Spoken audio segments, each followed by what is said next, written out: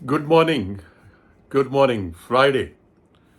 आज मैं 3 बार नहीं बोलूँगा क्योंकि फ्राइडे अच्छा नहीं है। 3 दिन से लगभग पूरा दिन होटल के कमरे में बंद और बाहर मौसम ठीक नहीं है बाहर निकलने के लिए। तो एक बार का फ्राइडे ही काफ़ी है मुझे लगता है। और अगर यही हाल रहा तो मुझे यहाँ से बिस्तरा लगता है उठा के वापस जाना पड़ेगा। चलिए देखते हैं कल रही वीकली एक्सपायरी। पहले शुरू करते हैं यूएस स्लाइटली पॉजिटिव रहा।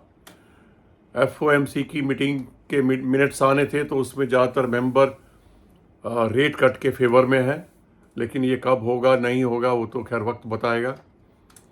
इसके बाद ट्रंप साहब को जान से मारने की धमकी मिली है ईरान से। ईरान ने बोला है कि फ्लोरिडा के मकान में जब आप धूप सेक रहे होंगे यानी कि सन बेदिंग कर रहे होंगे तो कोई भी जो है ड्रोन आके आपका काम तमाम कर देगा। इसके बाद ट्रंप साहब ने ब्राज़ील को जोड़ लिया है, 50% का टैरिफ लगा दिया है। हमारे लिए अभी तक कोई खबर नहीं है और अभी तक वर्चुअल मीटिंग चल रही थी, लेकिन कल की खबर है कि अब हमारी टीम दोबारा से यूएस जाएगी और कुछ आगे बात करेगी। तो उम्मीद है कि ऐसे ही चलेगा ये महीना, वही 1 अगस्त तक कुछ होगा और देखते हैं उनका रवैया क्या होगा। पहले भी वो कुछ कर सकते हैं, आप भी जानते हैं, मैं भी जानता हूँ, कोई भरोसा नहीं है उनका। पता नहीं क्या खा के पैदा हुए थे वो। बहुत बड़े बिजनेसमैन हैं, ऐसी बात भी नहीं है कोई ऐसे ही कोई जाहिल गंवार आदमी है, ऐसा भी नहीं है। बहुत बेहतरीन बिजनेसमैन है। चलिए आगे। मार्केट हमारा 120 पॉइंट नीचे, सारे दिन ऊपर नीचे, प्लस में तो शायद आया ही नहीं था, नेगेटिव ही रहा। 120 निफ्टी 250 के करीब बैंक इंडेक्स और 350 के करीब सेंसेक्स बंद हुआ। गिरने वालों में ज़्यादातर गिरने वालों में कौन कौन से थे? एएमसी और रियलिटी बढ़े थे, बाकी पीएसयू, बैंक्स, फार्मा, डिफेंस ये सब गिरे थे। डिफेंस में स्पेशली एक डील कैंसिल हुई है ब्राज़ील से। उन्होंने एक मिसाइल की बीडीएल की डील कैंसिल की है तो थोड़ा उससे भी फ़र्क पड़ा है। तो डिफेंस के सारे share, BDL, Solar Industries, Premier Explosives वगैरह सब नीचे थे। प्रीमियर एक्सप्लोसिव को ऑर्डर भी मिला है तो पॉजिटिव खबर है उसके लिए। आज देखते हैं क्या होता है। अब बात करते हैं 4 नतीजों की, जो नतीजे कल आए हैं। सबसे पहले बात करें किसकी? धुरंधर की, टीसीएस। जी हाँ, टीसीएस मार्केट एक्सपेक्टेशन से नतीजे निराशाजनक रहे हैं तो आज फिर एक्शन दिखाई देगा। हालांकि उनका प्रॉफिट थोड़ा सा बढ़ा है, 12,205 से बढ़कर 12,760 हुआ है, लेकिन टोटल जो उनका रेवेन्यू है 1.6 में नेगेटिव में रहा है, एस्टीमेट से नीचे रहा है। और जॉब वगैरह भी उन्होंने नहीं दिए हैं इस बार, वो इंक्रीमेंट भी नहीं अनाउंस किए कोई, जो आम तौर पे एम्प्लॉयज़ इंतज़ार करते थे। 11% का इंटरिम डिविडेंड दिया है ज़रूर, और इंटरिम डिविडेंड के लिए कोई वोटिंग की ज़रूरत नहीं होती है, आपको पता ही होगा। तो वो तो तुरंत आपके खाते में आ जाएगा। डिविडेंड आने शुरू हो गए हैं तो मैंने भी देखा हिंदुस्तान यूनिलीवर, टाटा पावर 5 रुपये का, हिंदुस्तान यूनिलीवर का 25 रुपये का है शायद। तो डिविडेंड हर रोज़ खाते में आ रहे हैं, थोड़ा सा सुकून तो मिलता है।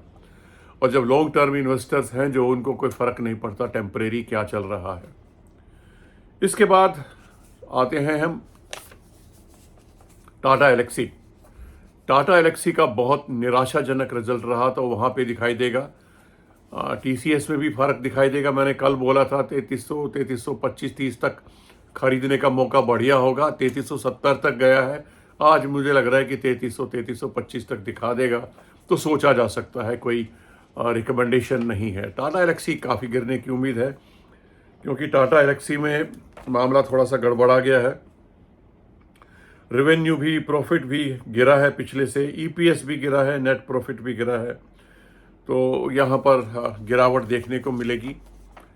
इरेडा का भी कुछ बहुत बेहतरीन रिजल्ट नहीं रहा है। अगर हम नेट प्रॉफिट की बात करें, बिफोर टैक्स 629 से गिरकर 364 हो गया है, और प्रॉफिट आफ्टर टैक्स देखें तो 509 से गिरकर 247 हो गया है। तो ये ईपीएस देखिए, ये 1.43 से बढ़कर 1.87 हुआ था लास्ट ईयर और अब 0.91 पे आ गया है। ये भी गिरा है तो इरेडा भी आपको निराश करेगा आज के दिन। हाँ, एक खबर थोड़ी सी इरेडा के फेवर में ये है कि सरकार ने सेक्शन 54 ईसी के तहत उसको टैक्स सेविंग बॉन्ड्स रिलीज करने के लिए, एनर्जी बूस्टिंग के लिए इजाज़त दे दी है, लेकिन मुझे नहीं लगता कि हम जैसे इन्वेस्टर्स को उससे कोई ज़्यादा फायदा होने वाला है। इसके बाद आगे चलते हैं। इन्फोसिस और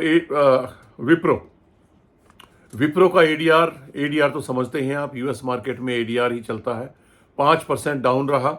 इन्फोसिस 3.59% डाउन रहा, जिसका असर आज हमारी मार्केट में देखने को पड़ेगा, पूरे आईटी सेक्टर पे देखने को पड़ेगा, क्योंकि इन टीसीएस का रिजल्ट सबको प्रभावित करेगा। तो ये आप ध्यान रखिएगा, ये खबर ज़्यादा इम्पोर्टेंट है। इसके बाद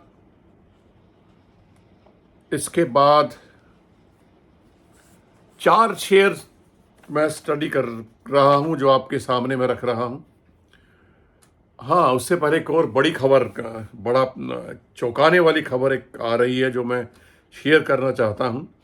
हिंडनबर्ग तो ना के बराबर हो गया है, लगभग बंद हो गई है कंपनी, लेकिन एक और कंपनी पिक्चर में आई है जो वही काम करती है जो कभी हिंडनबर्ग किया करती थी, वॉइसरॉय रिसर्च।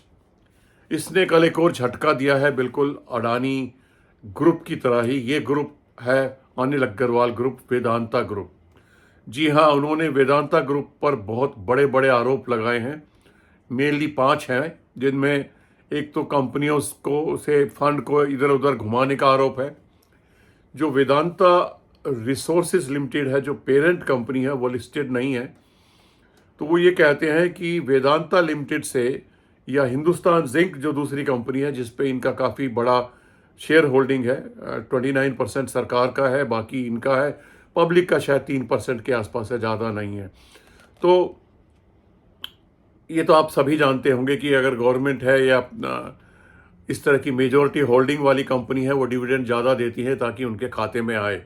सरकार भी कोशिश यही करती है, प्रेशर डालती है कंपनियों के ऊपर कि आप ज़्यादा डिविडेंड घोषित कीजिए ताकि सरकारी खजाना भरे।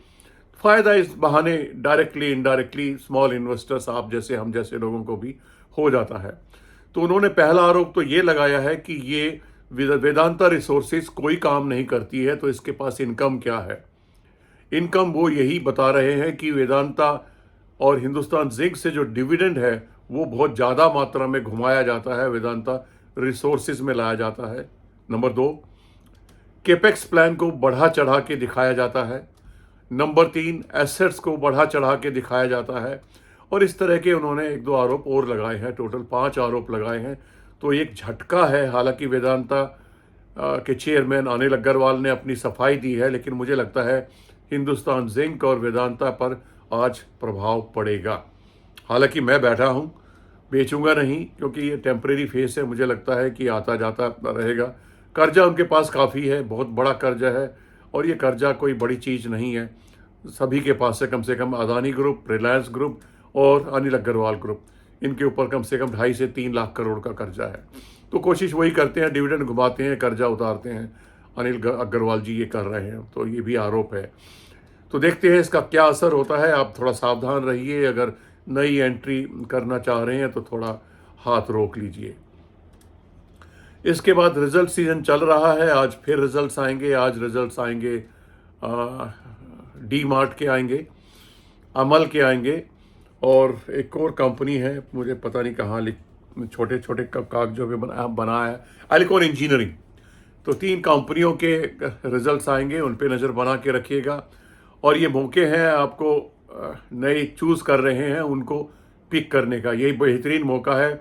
ये रिजल्ट्स जो आ रहे हैं ख़राब, ये मार्केट को थोड़ा नीचे खींचेंगे, स्पेशली जैसे अब IT खींचेगा, और भी ऐसे ही हो सकते हैं। और आपको अपनी वॉच लिस्ट तैयार रखनी चाहिए और आपको इन्वेस्टमेंट का टाइम मिलेगा। तो अमल का तो मैंने पहले भी बताया था, बेहतरीन कंपनी है, 600 से नीचे ही थी वो, अब काफ़ी बढ़ गई है। कल मैं देख रहा था तो शायद 800 को भी पार कर गई है। फ्लक्चुएशन होता रहता है, डोंट वरी, मौके मिल जाते हैं। चलिए, इसके बाद बात करते हैं उन 4 कंपनियों की। एक तो मैंने बात की थी endurance technologies, ENDURANCE, endurance technology, जो मैंने बोला था कि मैंने 2 शेयर खरीदे हैं 2600 के आसपास, यही भाव खरीदा था शायद। कल मैंने नहीं खरीदा क्योंकि मैं अभी इंतज़ार करूंगा गिरावट का। तो कंपनी अच्छी लग रही है मुझे, लेकिन मैं कोई इन्वेस्टमेंट एडवाइस आपको नहीं दे रहा हूं। इस कंपनी का 37,178 का मार्केट कैप है। डिविडेंड यील्ड 0.38 की है, P44 का है, थोड़ा सा एवरेज समझ लीजिए आप इसको। और EPS ठीक है इसका, तो आप वो देख सकते हैं, 44 का EPS है, तो कोई बुरा नहीं है, तो आप इसको कंसीडर कर सकते हैं। रिकमेंडेशन कोई नहीं है। दूसरी कंपनी जिसको मैंने कल 2 शेयर खरीदे हैं, स्वराज इंजन, बियरिश ट्रेंड में है, बहुत बढ़िया प्रदर्शन नहीं कर रही है, लेकिन मुझे लग रहा है कि अंडर परफॉर्मिंग कंपनी है और ये आने वाले टाइम में अच्छा कर सकती है। तो मैंने कल 2 शेयर अपनी टेक्निक मैं आपको बता ही चुका हूँ, एक एक दो खरीदता हूँ, और जब गिरावट होती है तो फिर ले लेता हूँ, और अगर मुझे लगता है कि ख़राब कर रही है तो ज़्यादा नुकसान नहीं होता, और एक दो से शेयर से बाहर निकलना भी आसान नहीं होता है। तो स्वराज इंजन को मैंने बढ़ाया है, 2.50 की बेहतरीन डिविडेंड यील्ड है। मार्केट कैप केवल 5,069 का है, और हाई PE है 30 का, ये भी ध्यान रखिएगा, बियरिश ट्रेंड में है। आप इसके ऊपर नज़र बना सकते हैं, अपनी वॉच लिस्ट में डाल सकते हैं। इसके बाद ल्यूमेक्स, इसके 2 शेयर खरीदे हैं, कल गिरा, मैंने देखा 3500 के आसपास तक आया, 3504 पे 2 शेयर मेरे आ गए। इसका मार्केट कैप भी केवल 3,294 रुपये है। ऑटो एंसिलरी है ल्यूमेक्स की, तो आपने देखा होगा सारी लाइटें वाइटें लगती हैं बड़ी बड़ी गाड़ियों में। 0.99 का डिविडेंड यील्ड है इसका, और P थोड़ा सा हाई है 23.5 का। तो मुझे लगता है ये कंपनी आने वाले टाइम में भी अच्छा करेगी, नज़र बना के रख सकते हैं। रिकमेंडेशन कोई नहीं है। एक और नई कंपनी है, छोटी सी कंपनी है, अगर ये तीनों ही छोटी छोटी हैं, ओरियाना पावर, 4,683 का मार्केट कैप है। डिविडेंड नहीं दे रही है, लेकिन बेहतरीन प्रदर्शन कर रही है। इसका EPS और रेवेन्यू और नेट प्रॉफिट सब कुछ बढ़ रहा है, और डेट टू इक्विटी घट रहा है, ये अच्छे साइन है। तो मुझे लगता है कंपनी आने वाले टाइम में अच्छा कर सकती है, तो आप इसके ऊपर भी नज़र बना सकते हैं। तो एक और कंपनी प्रीमियर एक्सप्लोसिव, मैंने आपको बताया, उसका ऑर्डर मिला है।